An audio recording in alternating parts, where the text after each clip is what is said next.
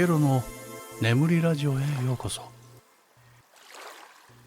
今夜もお疲れ様でした。このまま目を閉じても大丈夫です。最後まで聞こうとしなくていい。ただ声に身を委ねてください。それでは静かに続きを読み進めていきます。では前回の続き、活版所の場面から。銀河鉄道の夜、活版所。ジョバンニが学校の門を出るとき、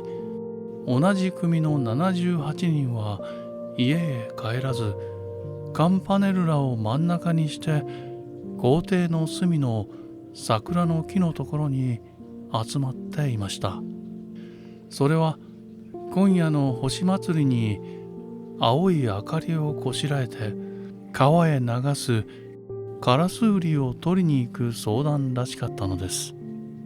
けれどもジョバンニは手を大きく振ってどしどし学校の門を出て行きました。すると町の家々では今夜の銀河の祭りに一位の葉の玉を吊るしたり、ヒノキの枝に明かりをつけたり、いろいろ支度をしているのでした。家へは帰らず、ジョバンニが町を3つ曲がってある大きな活版所に入って、すぐ入り口の計算台にいたダブダブの白いシャツを着た人にお辞儀をして、ジョバンニは靴を脱いで上がりますと、突き当たりの大きな戸を開けました。中にはまだ昼なのに電灯がついて、たくさんの輪転機がバタリバタリと回り、切れで頭を縛ったり、ラムプシェードをかけたりした人たちが何か歌うように読んだり数えたりしながら、たくさん働いておりました。ジョバンニはすぐ入り口から3番目の高いテーブルに座った人のところへ行ってお辞儀をしました。その人はしばらく棚を探してから、これだけ拾っていけるかねと言いながら一枚の紙切れを渡しました。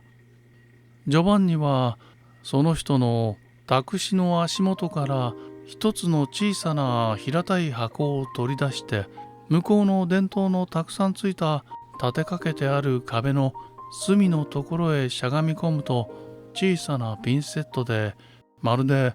泡粒ぐらいの活字を次から次へと拾い始めました。青い胸当てをした人がジョバンニの後ろを通りながら、よう虫眼鏡くん、おはようと言いますと、近くの45人の人たちが声も立てずこっちも向かずに冷たく笑いました。ジョバンニは何べんも目を拭いながら活字をだんだん拾いました。6時が打ってしばらく経った頃、ジョバンニは拾った活字をいっぱいに入れた平たい箱をもう一度手に持った紙切れと引き合わせてから、さっきの託しの人へ持って行きました。その人は黙ってそれを受け取ってかすかにうなずきました。ジョバンニはお辞儀をすると扉を開けてさっきの計算台のところに行きました。するとさっきの白服を着た人がやっぱり黙って小さな銀貨を一つジョバンニに渡しました。ジョバンニはにわかに顔色が良くなって威勢よくお辞儀をすると、台の下に置いたカバンを持って表へ飛び出しました。それから元気よく口笛を吹きながらパン屋へ寄って、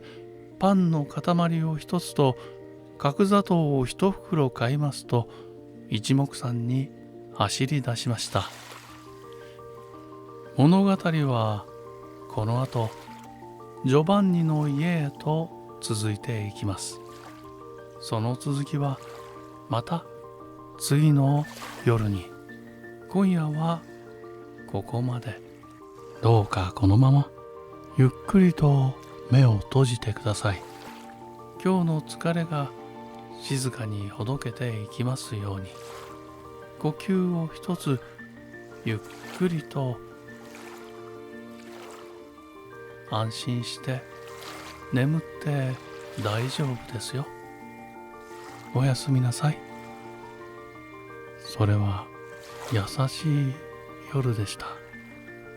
ここまでで今夜のお話はおしまいです。